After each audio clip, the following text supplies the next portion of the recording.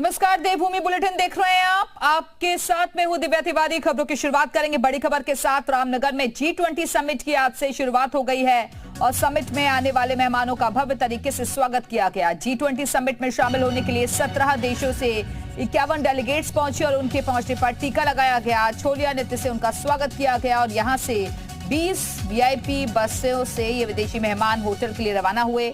रामनगर में होने वाली chief science advisor round table कार्यक्रम की पहली बैठक 2 दिन चलेगी और इसके बाद 25 से 27 मई को नरेंद्र नगर ऋषिकेश में दूसरी बैठक होगी। एयरपोर्ट से गड़प्पू के बीच 350 जगहों पर 1500 पुलिसकर्मी तैनात किए गए हैं। रूट पर लगे 34 CCTV की निगरानी सीधे पुलिस कंट्रोल रूम से की जा रही है। बैठक में आने वाले डेलीगेट्स को पहाड़ी भोजन भी परोसा जाएगा और विदेशी मेहमानों को आलू के गुटके, गहत की दाल, झिंगोरे की खीर, भटकी, चड़ुकानी जैसे व्यंजन परोसे जाएंगे।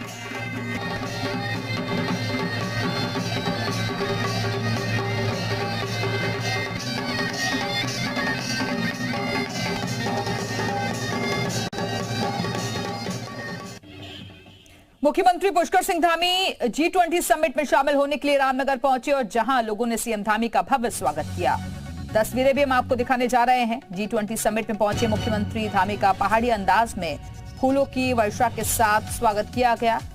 तो मुख्यमंत्री धामी ने भी जनता का आभार जाहिर किया और सीएम धामी ने कहा कि उत्तराखंड के लिए ये एक सौभाग्य की बात है कि G20 की मेजबानी करने का राज्य को मौका मिला। यकीनन प्रदेश में विकास और नई पहचान के लिए G20 समिट मील का पत्थर साबित होगा। ये हमारे लिए बहुत सौभाग्य और गौरव की बात है कि हमारे देश के यशस्वी प्रधानमंत्री मोदी जी के नेतृत्व में जो भारत को G20 की अध्यक्षता मिली है और उसके अनेकों कार्यक्रम आज पूरे देश के अंदर हो रहे हैं, उसमें से 3 बड़ी बैठकें उत्तराखंड के अंदर हो रही है और पहली बैठक रामनगर में हो रही है जिसमें पूरी दुनिया के लोग चर्चा करेंगे और राउंड द टेबल जो PSC लेवल की बैठक है वो यहाँ पर हो रही है। इससे निश्चित रूप से हमारे प्रदेश को पूरी दुनिया के अंदर लोग जानेंगे और हमारी संस्कृति भी दुनिया के अंदर जाएगी। हमारे यहाँ की जो विशेषताएं हैं, यहाँ की मातृशक्ति के द्वारा किए हुए काम हैं, यहाँ का हमारा कॉर्बेट का जो एक अपना चित्रण है वह भी सबके सामने आएगा।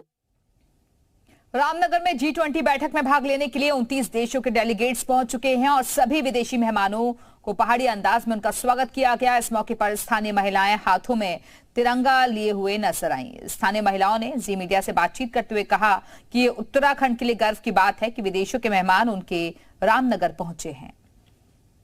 G20 साइंटिफिक एडवाइजर कमेटी की राउंड टेबल बैठक के लिए रामनगर में आप देखिए किस तरह से तैयारियां की गई हैं। जो तमाम स्थानीय महिलाएं हैं वो पारंपरिक वेशभूषा में पहुंची हैं पिछौड़े के साथ और जो तमाम डेलीगेट्स हैं उनके स्वागत के लिए तमाम लोग पहुंचे हैं। आप देखिए तमाम लोग जो आपको नज़र आ रहे हैं वो हाथों में तिरंगा लहराते हुए नज़र आ रहे हैं और ये सबसे बड़ी खुशी की बात है। यहाँ बहुत सारे लोग मौजूद भी हैं।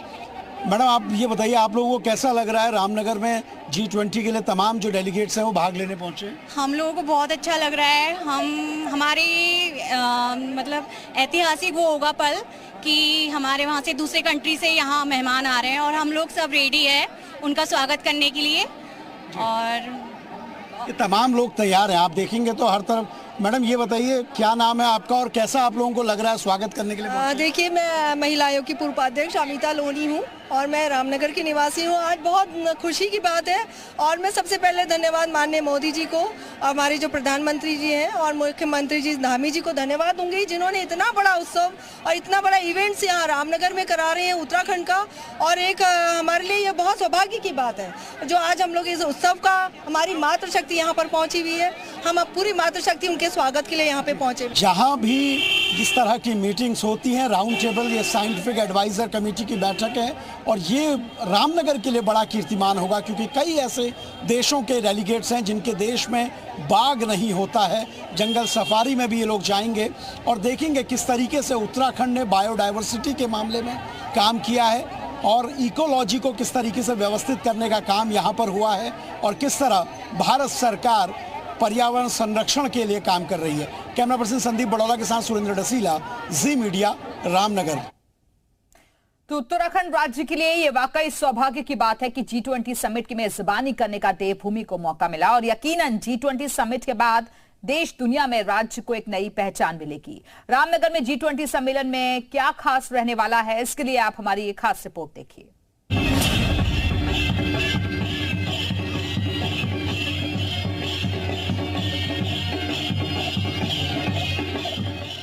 G20 सम्मेलन का आयोजन कर उत्तराखंड राज्य ऐतिहासिक शिखर सम्मेलन का गवाह बना है। G20 समिट के लिए 28 से 30 मार्च तक 3 दिन के लिए मेहमान रामनगर पहुंचे, जहां कुमाऊनी अंदाज में उनका स्वागत किया गया। 17 देशों से 38 प्रतिनिधि G20 सम्मेलन में शामिल होने के लिए रामनगर पहुंचे हैं। विदेशी मेहमानों का टीका लगाकर छोलिया नृत्य से उनका स्वागत किया गया। G20 समिट में शामिल होने के लिए पहुंचे मेहमानों में रशिया से 4, नाइजीरिया से 2, रिपब्लिक ऑफ कोरिया से 1, यूनाइटेड स्टेट ऑफ अमेरिका से 2, ब्राजील से 1, पीपल रिपब्लिक ऑफ चाइना से 2, यूनाइटेड किंगडम से 5, जापान से 1, फ्रांस से 3, इटली से 2, साउथ अफ्रीका से 3, स्पेन से 1, ऑस्ट्रेलिया से 1, नीदरलैंड से 2, यूरोपियन संघ से 2, सऊदी अरब से 4 और कनाडा से 2 सहित कुल 38 प्रतिनिधि शामिल हैं। रामनगर में होने वाली chief science advisor round table कार्यक्रम की पहली बैठक 2 दिन चलेगी। इसके बाद 25 से 27 मई को नरेंद्र, ऋषिकेश में दूसरी बैठक होगी। ये बैठक भ्रष्टाचार विरोधी कार्य समूह की होगी। तीसरी बैठक नरेंद्र, ऋषिकेश में ही 26 से 28 जून को होगी। इस बैठक में इंफ्रास्ट्रक्चर वर्किंग ग्रुप मंथन करेगा। रामनगर में G20 सम्मेलन आयोजित कराकर राज्य की मेजबानी का उत्तराखंड को मौका मिला है। इन 3 दिनों में विदेशी मेहमान देवभूमि की संस्कृति से रूबरू होंगे, तो इससे प्रदेश को भी देश दुनिया के मानचित्र पर एक नई पहचान मिलेगी। ब्यूरो रिपोर्ट, जी मीडिया। और इसी खबर पर और ज्यादा बातचीत के लिए सीधे रुख करेंगे अपने सहयोगी का सुरेंद्र डसीला इस वक्त हमारे साथ जुड़ चुके हैं। सुरेंद्र, उत्तराखंड राज्य एक नई पहचान विदेशी जमीन पर भी अब कायम करने जा रहा है इस G20 बैठक के जरिए। क्या खास रहेगा इन दिनों में, क्योंकि विदेशी मेहमानों का आज हमने देखा कि अलग अलग तरीके से पहाड़ी अंदाज में स्वागत भी किया गया। देखिए बिल्कुल दिव्या, G20 की बहुत महत्वपूर्ण बैठक रामनगर में है और आज से इसकी शुरुआत हो चुकी है। 29 देशों से 56 डेलीगेट्स ने आना था, जिनमें 17 देशों से करीब 51 डेलीगेट्स पहुंचे हैं। क्योंकि ये PSA बैठक है, यानी प्रिंसिपल साइंटिफिक एडवाइज़र, यानी अपने अपने देश में जो साइंस को लेके, जो टेक्नोलॉजी को लेके प्रेसिडेंट को एडवाइस करते हैं, सरकार को एडवाइस करते हैं, वो महत्वपूर्ण लोग इस बैठक में होते हैं। और दूसरी बड़ी बात यह है, क्योंकि जो जहाँ पर हम मौजूद हैं रामनगर, वो जिम कॉर्बेट के लिए जाना जाता है, बाघों के लिए जाना जाता है, और इस पूरे डेलीगेट्स में कई ऐसी कंट्री से लोग हैं जिनके वहाँ बाघ नहीं होता है। तो उनके लिए ये रोमांच और एक नया अनुभव भी होगा, क्योंकि दूसरे दिन यानी इस पूरी कॉन्फ्रेंस का जो तीसरा दिन होगा, यानी 30 तारीख को ये लोग जंगल सफारी पर जाएंगे, जहाँ पर जिम कॉर्बेट नेशनल पार्क का ही दीदार करेंगे।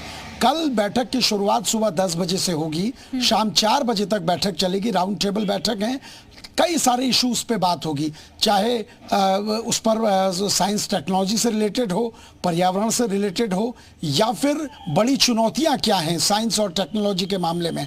इन सारी चीज़ों को लेकर चर्चा है, किस तरह की बड़ी चुनौतियां, चाहे वो अलग अलग मुद्दे हैं जिन पर चर्चा होगी राउंड टेबल पर। बहुत बहुत शुक्रिया आपका सुरेंद्र, हमारे से जुड़ने के लिए, जानकारी देने के लिए।